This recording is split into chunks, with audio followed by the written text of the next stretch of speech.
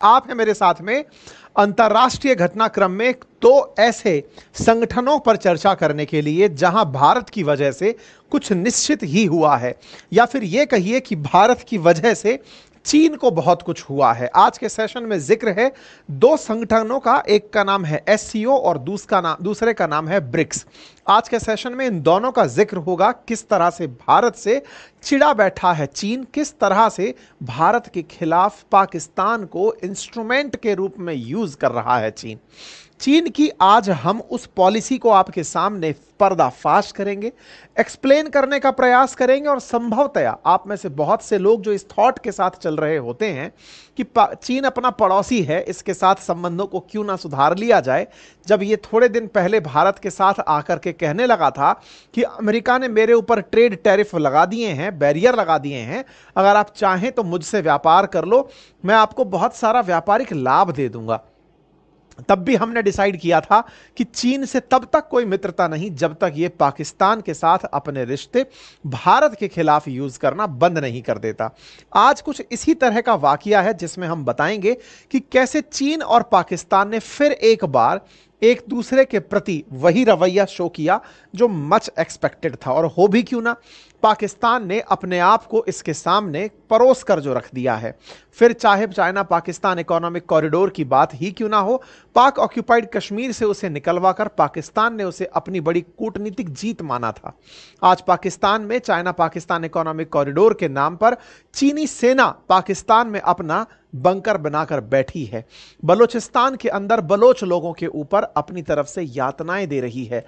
ऐसे में पाकिस्तान तो चीन के साथ रहकर समझ रहा है कि उसे किसी बहुत बड़े देश का संरक्षण मिल गया है, जिसकी छाह में वो बिल्कुल वैसे चल सकता है जैसे ऊंट गाड़ी की छाह में कभी कुत्ता चल रहा होता है। खैर, फिलहाल के लिए आज हम इसका वो चेहरा उजागर करेंगे जिसमें इसे आतंकवादी नजर नहीं आते। दुनिया के देश जिन्हें आतंकवादी मानते हैं, चीन को वो नजर नहीं आते, और चीन को जब नजर नहीं आते तो स्वतः ही समझ में आता है कि चीन पाकिस्तान के आतंक को भी अपने हित में उपयोग लेना चाहता है। आज चीन का वो नजरिया जिसके चलते भारत ने चीन के जिस पैतरे को चलने नहीं दिया, आज हम उसका जिक्र आपके सामने करने जा रहे हैं। अगर आप इस हेडलाइन को पढ़ें तो आप समझ पाएं कि भारत ने मना कर दिया है जॉइंट स्टेटमेंट पर साइन करने के लिए जो एससीओ समिट के दौरान पास होना था। अब यह क्या मायने रखता है कि हमने क्या मना कर दिया, एससीओ समिट होती क्या है, मना कर दिया तो किसने मना कर दिया, कौन पार्टिसिपेट करने गया था, तस्वीरों में राजनाथ सिंह जी दिख रहे हैं, उनके द्वारा मना करना कितना मायने रखता है, हमारे प्रधानमंत्री क्यों नहीं गए, होता क्या, तमाम बातें आज के सेशन में पूरी तरह से करते हैं। आइए, चर्चा में हेडलाइन है भारत पाकिस्तान के बीच की चर्चाएं हैं, पाकिस्तान चाइना का गेम प्लान भारत ने बिगाड़ दिया, भारत ने एससीओ के जॉइंट स्टेटमेंट को पास ही नहीं होने दिया। कैसा जॉइंट स्टेटमेंट था जिसके चलते चीन की चिंताएं बढ़ गई, बताएंगे। साथ ही आपको आज यह भी बताएंगे कि ब्रिक्स समिट जो होने जा रही है रियो में, ब्राजील में, उसमें शी जिनपिंग नहीं जा रहे हैं, कारण भारत के प्रधानमंत्री को बनाया गया है। ऐसे में अमेरिका जो नहीं चाहता कि ब्रिक्स अमेरिका के खिलाफ खड़ा हो या एससीओ नाटो के खिलाफ खड़ा हो, उसे निश्चित ही खुशी हो रही होगी कि वो संगठन जो मेरे खिलाफ बनने की तैयारी में थे, आज वो खुद से ही सरवाइव नहीं कर पा रहे हैं। करें भी कैसे जब कुछ लोगों के अपने स्वार्थ ज्यादा बड़े हो जाते हैं। खैर, फिलहाल के लिए चर्चा सबसे पहले एससीओ के ऊपर करते हैं। एससीओ की बात है, शंघाई कोऑपरेशन ऑर्गेनाइजेशन की बात है। साथियों, एक समय पर दुनिया के 5 देशों ने मिलकर शंघाई 5 नाम से एक संगठन बनाया था। 1996 की बात थी। 3 देशों को साथ में पकड़ा, किर्गिस्तान, कजाकिस्तान और ताजिकिस्तान। इस तरह से Russia, China, Kazakhstan, Kyrgyzstan, Tajikistan, Kazakhstan, Russia और चाइना, इस तरह से 5 देशों ने सबसे पहले एक संगठन बनाया कि हम आपस में मिलकर एक दूसरे का सहयोग करेंगे, रक्षा क्षेत्र के अंदर भी सहयोग करेंगे, लेकिन रक्षा के लिए सेनाएं साझा करना इसमें प्रस्तावित नहीं था, सहयोग करेंगे। इस तरह का एक सहयोग संगठन बना 1996 में। धीरे धीरे इसमें और देश जुड़ते चले गए। आज इसी सहयोग संगठन के अंदर 10 देश शामिल हो चुके हैं। इन 10 देशों में फहरिस्त में भारत और पाकिस्तान का नाम भी शामिल है। भारत और पाकिस्तान वर्ष 2017 के अंदर इसमें शामिल हुए। सबसे ताजा मेंबर में बेलारूस शामिल है और उससे एक साल पहले ईरान शामिल हुआ था। कुल मिलाकर अब इस सहयोग संगठन में 10 देश हैं, जिन्हें आप कुछ इस प्रकार से देख सकते हैं। देख तो बढ़िया रहे हैं, लेकिन साहब कुछ खासियत भी है क्या? बिल्कुल खासियत है। खासियत यह है कि इनके पास दुनिया की 43% आबादी रहती है।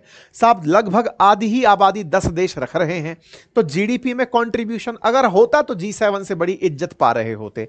कुल मिलाकर के आबादी अधिक है, लेकिन उनके ऊपर की जिम्मेदारियां भी अधिक हैं। खैर, फिलहाल के लिए ये सब लोग आपस में मिले क्यों थे, तो कारण जान लीजिए कि इन्हें लगता था कि हम नाटो तो नहीं बना सकते, क्योंकि नाटो में तो डिफेंस एग्रीमेंट है, लेकिन कोई नहीं, कम से कम एक दूसरे का सहयोग करके क्षेत्रीय संगठन तो खड़ा कर ले, जो आपस में बातचीत तो करे, एक दूसरे के खिलाफ तो ना हो, एक दूसरे के साथ तो रहे, चाहे किसी भी प्रकार की बातें हो साझा तो करे। ठीक है साहब, इसी को लेते हुए इनके बीच में बैठकें प्रस्तावित हुई। एससीओ की बैठकों में 2 प्रकार की बैठक होती हैं। एक होती है summit of head of state और दूसरी होती है summit of head of government. Head of government की बैठक और हेड ऑफ स्टेट की बैठक। बैठक एक ही प्रकार से, मतलब एक ही सहयोग संगठन की है, लेकिन वो 2 अलग अलग होती हैं। एक में हेड ऑफ स्टेट्स जाते हैं, मतलब राष्ट्रपति लेवल के लोग जाते हैं, और एक में हेड ऑफ गवर्नमेंट जाते हैं, जैसे प्रधानमंत्री स्तर के लोग जाते हैं। तो हेड ऑफ स्टेट यानी देश का प्रथम नागरिक, तो भारत के लिए वो राष्ट्रपति है। ऐसे जिन जिन के लिए राष्ट्रपति हैं वो हेड ऑफ स्टेट की बैठक में जाते हैं। और जब हेड ऑफ स्टेट के अलावा हेड ऑफ गवर्नमेंट की बैठक होती है, तो उसमें भारत की तरफ से या फिर दुनिया में जहां गवर्नमेंट के मुखिया हैं, जैसे भारत के अंदर प्रधानमंत्री जो है वो गवर्नमेंट के मुखिया होते हैं, इस तरह से देशों के 10 देश के अपने प्रतिनिधि शामिल होते हैं। ठीक है, आपको ये 2 बैठकें दिखा दूं तो summit of head of state की आखिरी बैठक जो है वो 3 और 4 जुलाई के दिन कजाकिस्तान अस्ताना में हुई थी। ऐसे ही हेड ऑफ गवर्नमेंट की जो बैठक है वो 15-16 अक्टूबर को पाकिस्तान इस्लामाबाद के अंदर हुई थी। ठीक है साहब, तो भारत की तरफ से क्या पाकिस्तान में कोई गया था क्या? नहीं। जब कोई भी राष्ट्राध्यक्ष वहां नहीं जाना चाह रहा होता है तो अपनी तरफ से वहां पर विदेश मंत्री को, अगर राष्ट्रपति नहीं जाना चाह रहा होता है तो वहां पर प्रधानमंत्री को भेज दिया जाता है। ऐसे में भारत की तरफ से कजाकिस्तान में पिछली बार जयशंकर साहब को भेजा गया था और पाकिस्तान में भी जयशंकर साहब को भेजा गया था, जब हेड ऑफ स्टेट और हेड ऑफ क्या कहते हैं उसको, हेड ऑफ गवर्नमेंट की बैठकें हो रही थी। ठीक है साहब, अब चर्चा करते हैं आज के विषय की। आज के विषय में चाइना के अंदर हेड ऑफ स्टेट्स की बैठक होना प्रस्तावित है। कब होना? आने वाले बसंत में, यानी कि अभी इसी साल के बसंत में होना प्रस्तावित है। तिथि फाइनल नहीं हुई है। ऐसे में बसंत की बैठक होने वाली है तियानजिन के अंदर। एससीओ के अंदर हेड ऑफ स्टेट बोले तो राष्ट्रपति स्तर के लोग पहुंचेंगे, लेकिन जब राष्ट्रपति जैसे स्तर के लोग पहुंच रहे होते हैं उससे पहले भी कई सारे विभाग आपस में मिलकर के संयोग कर रहे होते हैं। देखिए, ऐसे समझते हैं, आसान भाषा में समझते हैं। राष्ट्रपति जिस दिन आते हैं, कई बार आपने देखा होगा बहुत से राष्ट्राध्यक्ष आपस में मिल रहे होते हैं और कुछ सारे कागज एक दूसरे से एक्सचेंज कर रहे होते हैं कि ये साहब डायरी आप रखिए, ये डायरी आप हमें दीजिए। आपने देखा हो ना, एक्सचेंज चल रही होती है फाइल की। आपको ये समझ नहीं आ रहा होता है कि यार ये इतने सारी फाइल एक्सचेंज हो रही हैं, कहा गया इस पर समझौते हुए, इस पर समझौते हुए, इतना जल्दी समझौते कैसे हो जाते हैं? तो ये ऐसे होते हैं जैसे मान लीजिए कि 2 राष्ट्राध्यक्षों को मिलना है दिवाली के आसपास, है ना, तो दिवाली से पहले ही उनके तमाम विभाग जो चाहते हैं कि उस समय डॉक्यूमेंट एक्सचेंज किए जाएं, वो अभी से काम करने लग जाते हैं। अगर डिफेंस मिनिस्ट्री को कोई टाई अप कराना था वो अभी से जुड़ जाएगी, कल्चर मिनिस्ट्री को कराना था, साइंस एंड टेक्नोलॉजी को, गृह मंत्र, जिस भी प्रकार के मंत्रालय को चीजें एक्सचेंज करनी थी वो आपस में एक दूसरे के साथ डॉक्यूमेंट एक्सचेंज करते हैं। उम्मीद है कि यहां तक की बात क्लियर हो रही हो। इसका मतलब जब हेड ऑफ स्टेट की बैठकें हो रही होंगी उससे पहले बहुत सारे मंत्रियों की बैठकें लाइन में होती हैं। ऐसे में ही हमारे डिफेंस मिनिस्टर की बैठक लाइनअप थी चाइना के अंदर आज के दिन। उम्मीद है कि हेड ऑफ स्टेट से पहले डिफेंस मिनिस्टर की बैठक का रीजन समझ में आया होगा। ठीक है साहब, इसमें हमारे डिफेंस मिनिस्टर थे, तो यहां पर 10 देश के डिफेंस मिनिस्टर आपको तस्वीरों में दिखाई दे रहे हैं। आप कहेंगे फिर तो पाकिस्तान के भी रहे होंगे। बिल्कुल, पाकिस्तान के यहां पर खड़े हुए आपको दिखाई दे रहे हैं। ठीक है साहब, 10 देश के डिफेंस मिनिस्टर चाइना के अंदर यहां पर आपको दिखाई दिए। हमारे जो रक्षा मंत्री हैं उन्होंने अपनी तरफ से यह जानकारी देते हुए कहा 25 तारीख यानी कल के दिन कि साहब मैं ऐसे ऐसे जा रहा हूं और कल के दिन यह बैठक होने वाली है। भारत की तरफ से यह जानकारी बाहर आई कि हम लोग किस किस विषय पर यहां पर चर्चा करने वाले हैं। ये चर्चाओं के लिए यहां पर 25 तारीख की शाम को जाते हुए राजनाथ सिंह जी को देख सकते हैं और 26 तारीख के दिन एक दूसरे के साथ मंच साझा करते हुए देख सकते हैं। कुछ वीडियोस आए जिसमें राजनाथ सिंह जी जाते हुए दिख रहे हैं, फिर पाकिस्तान के जो रक्षा मंत्री हैं वो यहां से छुप करके निकलते हुए जाते हुए दिखाई दिए। कुल मिलाकर के रक्षा मंत्रियों की यहां पर बैठक हुई। अब जब बैठक होती है तो बैठक होने के बाद सब लोग आपस में बैठकर चर्चा करते हैं। क्या चर्चा करते हैं कि बताओ भाई, हम सब लोग बैठे, क्या कॉमन बात निकली जिसके ऊपर आज हम लोग यहां से उठें। मतलब आप ऐसे समझिए कि 10 लोग मिले हैं, 10 लोगों ने मिलकर के अब कोई एक कॉमन एजेंडा साइन करना है कि चलिए अब अपन एक अपनी तरफ से कुछ साइन कर देते हैं पेपर, ताकि हम कहें कि हां हम यहां मिले थे, इस मीटिंग के ये मिनट्स थे और इनको आगे लेकर चलना है ना। तो इस प्रकार से एक कॉमन डॉक्यूमेंट निकल कर आता है। हर मीटिंग में एक कॉमन डॉक्यूमेंट बाहर आता है जब भी लोग आपस में मिल रहे होते हैं। लेकिन जब वो कॉमन डॉक्यूमेंट है और इस तरह के सहयोग संगठन होते हैं तो हर वोट का मना करना अपने आप में मैटर करता है। ऐसे में आतंक के खिलाफ यहां पर प्रस्ताव आना था, लेटर के अंदर एक शब्द डलना था, लेकिन आतंकी घटना के अंदर इस पत्र में पहलगाम में हुआ आतंकी हमला शामिल नहीं किया गया। इसके स्थान पर बलूचिस्तान के अंदर जो ट्रेन हाईजैक का मामला हुआ था वो इस लेटर के अंदर शामिल किया हुआ था। भारत ने जैसे ही इस डॉक्यूमेंट को देखा, डिफेंस मिनिस्टर की तरफ से साफ इनकार कर दिया कि मैं इस पर साइन नहीं करूंगा, साइन नहीं करूंगा। ख्वाजा आसिफ पाकिस्तान के यहां पर रक्षा मंत्री उपस्थित थे। जॉइंट स्टेटमेंट में हमने साइन नहीं किया तो यह पास नहीं हुआ, क्योंकि 10 की 10 की तरफ से इसके ऊपर सहमति मिलना जरूरी था। बड़ा सवाल बनता है कि साहब इस बैठक में साइन कागज होने थे, कागज साइन होने थे तो पहलगाम नहीं था लेकिन बलूचिस्तान था। इसका मतलब एक सवाल तो सही है कि भारत ने आतंकवाद का मुद्दा यहां उठाया, अपनी जीरो टॉलरेंस नीति बताई, तमाम बातें हुई, लेकिन हम 10 देशों को यह कहकर कन्विंस करने में कामयाब नहीं हुए कि आतंक की घटना जो पहलगाम में हुई थी उसकी भारत कड़ी निंदा तो करता ही है, उस पर कार्रवाई भी करता है और 10 देशों से अपेक्षा करता है कि वो उस पर कड़ी प्रतिक्रिया दें। लेकिन चीन ने उस पॉइंट को वहां डलवाया ही नहीं, क्योंकि होस्ट कंट्री कौन था? चीन था। चीन को यह डॉक्यूमेंट तैयार करना था, जैसे G20 का डॉक्यूमेंट भारत को तैयार करना था, ऐसे ही G20 के इस डिफेंस मिनिस्टर लेवल की जो टॉक थी, इस डॉक्यूमेंट को ये लोग तैयार करने वाले थे, लेकिन इन्होंने ये शब्द ही इसके अंदर नहीं डाला। क्यों नहीं डाला? पाकिस्तान प्रेम, जो कि जग जाहिर है। तो क्या आतंक के प्रति इनका रवैया पहली बार ऐसा हुआ है? नहीं, ये हर बार पाकिस्तान प्रेम में इतने ही उलझे रहे हैं। शी जिनपिंग ने अक्सर यूनाइटेड नेशंस के अंदर जब जब हमने ग्लोबल डेजिग्नेट करने के लिए आतंकियों की लिस्ट लगाई है, सबसे पहले उन्हें बचाने यही आया है। जब जब पाकिस्तान के साथ इनको काम पड़ता है, आतंकियों को बचाने चाइना चला आता है। फिर चाहे बलूचिस्तान के अंदर हो या कहीं और, ये अपनी परेशानियों को भी बचा नहीं पाते, ये परेशान ही कुल मिलाकर रहते हैं। आपको याद होगा पाकिस्तान का बलूचिस्तान सबसे बड़ा राज्य है। यहां के जो मतलब लड़ाके हैं, जो कि स्वतंत्रता सेनानी हैं, जो चाहते हैं कि बलूचिस्तान अलग देश बने, उन्होंने पाकिस्तान की ट्रेन को हाईजैक कर लिया था। उसके ऊपर हमने सेशन भी किया था। उस ट्रेन के हाईजैक के ऊपर इन्होंने, पाकिस्तान वालों ने कहा था कि ऐसा एक्ट हम बर्दाश्त नहीं करेंगे। चाइना तक साथ में जुड़कर आया था कि हां भाई आपके ऊपर बहुत बुरा हुआ है, ऐसा नहीं होना चाहिए था। लेकिन जब पहलगाम हमला हमारे यहां हुआ तो चाइना की तरफ से एक जांच की डिमांड की गई कि एक काम करते हैं, जांच बिठा लेते हैं कि यह आतंकी हमला किसने किया है। मतलब चाइना भारत के लिए जिस तरह का स्टैंड रख रहा था वो हमको जाहिर था, और हमें तो इतिहास भी पता था। पाकिस्तान हमेशा जब भी कोई आतंकी को यूएन में बैन करने की बात आती है, चाइना उन्हें ब्लॉक कर देता है। चाइना उस पेपर को ही पास नहीं होने देता जिसपे इसकी सहमति यूएनएससी के अंदर चाहिए होती है। चाइना, आप ये पुरानी खबरें देख सकते हैं, 2022 के अंदर एलईटी के लीडर थे शाहिद महमूद करके आतंकी था, इसको बैन करना था, इसको बैन नहीं करने दिया। ऐसे ही 2022 अक्टूबर में आप देख सकते हैं तालाह सईद करके एक डेजिग्नेटेड आतंकी था, उसको इन्होंने बैन नहीं होने दिया। ऐसे ही 2023 के अंदर अब्दुल मक्की करके एक आतंकी था, उसको बैन नहीं होने दिया। यानी यूएनएससी की जो परमानेंट सीट है ना, उसका यह व्यक्ति भरपूर फायदा उठाता है। चाइना के पुराने ऑब्जेक्शंस की भरमार है, जब जब इन्होंने जैश ए मोहम्मद, ये तमाम तमाम जो आतंकी समूह हैं उनको बैन होने से रोकने के लिए अपना हर संभव प्रयास किया है। इवन 26/11 के आतंकी हमलों को, आतंकियों को भी यूएन डेजिग्नेशन पर या फिर उनके खिलाफ कोई कार्रवाई दुनिया में डिमांड की जाए, उसके खिलाफ इसने हमेशा अपनी तरफ से बैन लगाया है। क्यों? क्योंकि इसे पाकिस्तान एज इट इज चाहिए, मतलब आतंकियों के साथ चाहिए। आतंकी क्यों चाहिए? क्योंकि उसे पता है कि जब तक आतंकी रहेंगे चीन का काम चलता रहेगा।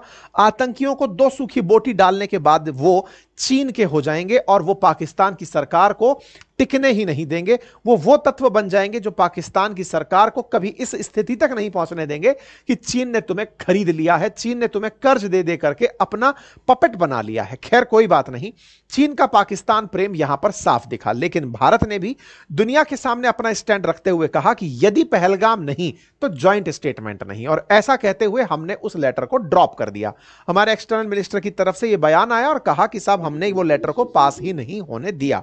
अब इसके 2 तथ्य हैं इस घटना को देखने के, इनको 2 तरह से देख सकते हैं। पहला कि भारत ने एक स्टेटमेंट को पास ही नहीं होने दिया, इतनी दृढ़ता हमने दिखाई।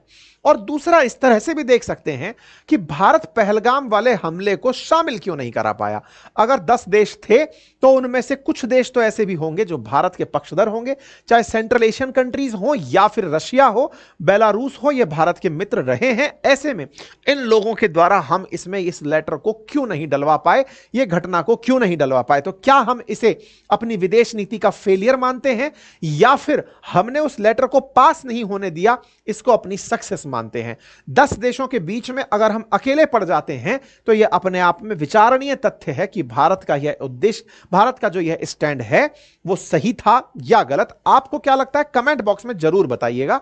लेकिन हां, बलोच लोगों ने कहा कि अच्छा हुआ आपने उस लेटर में हमारा नाम नहीं डलने दिया, तो इस बात को लेकर के अपनी तरफ से कि साहब वो हमारा नाम डलवा रहे थे, आपने कैंसिल करवा दिया।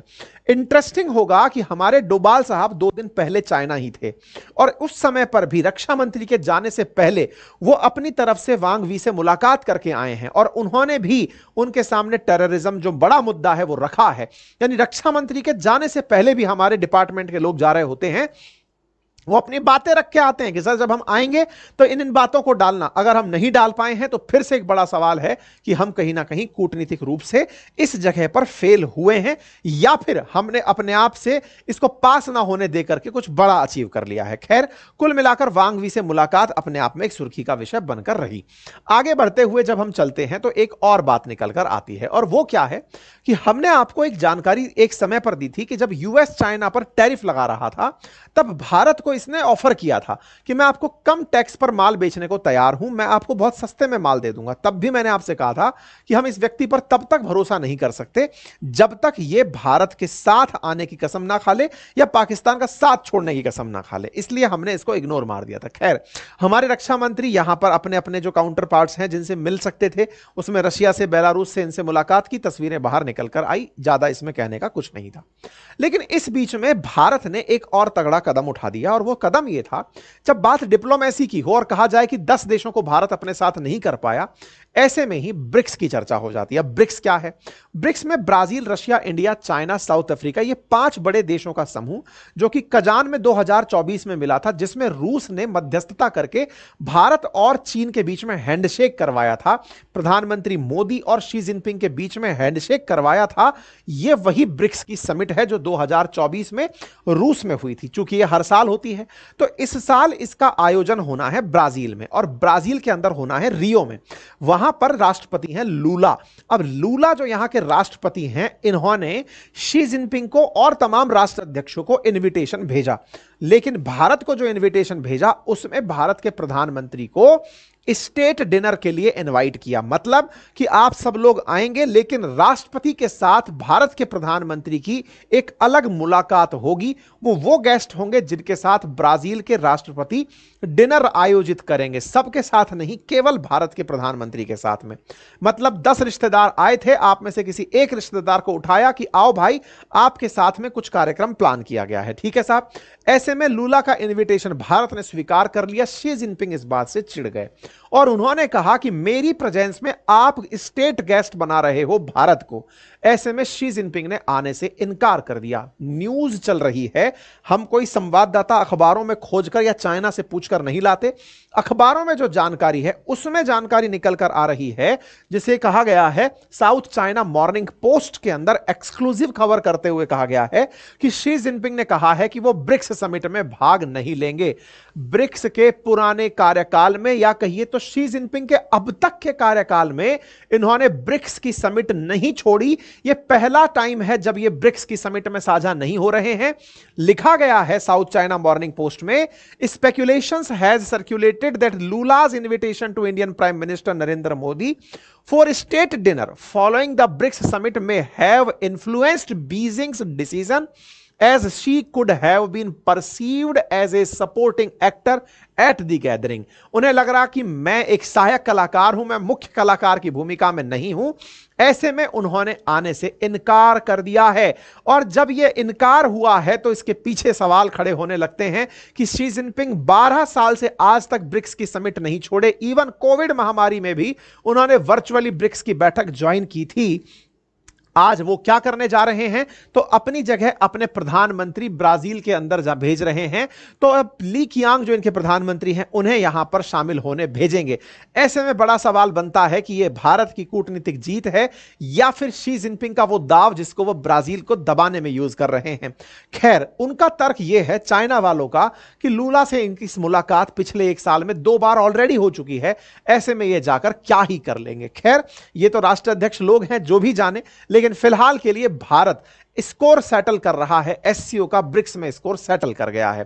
खैर, जो भी हो, ऐसे में अमेरिका का तो फायदा ही है क्योंकि वो ब्रिक्स और एससीओ दोनों को ही उठते हुए नहीं देखना चाहता। बात हो जाए अब रूस की। चर्चा है कि पुतिन भी इस बैठक में नहीं आएंगे। ऐसा क्यों? क्योंकि पुतिन के खिलाफ आईसीसी की तरफ से वारंट जारी हो रखा है, क्रिमिनल कोर्ट की तरफ से वारंट जारी है, जिसके चलते ये G20 में भी नहीं आए थे, साउथ अफ्रीका में नहीं आए थे, क्योंकि इस वारंट के चलते इन्हें गिरफ्तार किया जा सकता है। आपको याद होगा रशिया यूक्रेन वॉर के अंदर पुतिन पर आरोप है कि इन्होंने बच्चों का अपहरण कर रखा था। बच्चों को मजबूरी में जबरन जो है वो यूक्रेन से लेकर रशिया में कैप्चर किया हुआ था। आईसीसी ने इनके खिलाफ फैसला देते हुए कहा कि इन्हें अगर आईसीसी मेंबर कंट्री में कहीं भी देखा गया तो गिरफ्तार कर लिया जाएगा। यही चलते हुए ये G20 साउथ अफ्रीका में शामिल नहीं हुए और अब ब्रिक्स की समिट में ब्राजील शामिल होने से कतरा रहे हैं। चर्चा है कि उनके अरेस्ट वारंट के चलते ब्रिक्स में रूस भी शामिल नहीं होगा। ऐसे में ब्रिक्स की प्रासंगिकता तो कहीं खत्म नहीं हो जाएगी, यह दूसरा बड़ा सवाल निकल कर आता है। तो 2 बड़े सवालों में एससीओ के अंदर भारत का स्टैंड क्या है, उस पर आपको कमेंट करना होगा सेशन पूरा होने के बाद। और दूसरा कमेंट करना होगा कि जब चीन के शी जिनपिंग नहीं आएंगे और उधर से पुतिन नहीं आएंगे, क्या यह लामबंद करके भारत को अकेला छोड़ने का प्रयास तो नहीं है? और अगर ऐसा है तो क्या ब्रिक्स की प्रासंगिकता, सिग्निफिकेंस ऑफ ब्रिक्स खत्म तो नहीं हो जाएगी? इन दोनों प्रश्नों का कमेंट बॉक्स के अंदर जरूर जवाब दीजिएगा।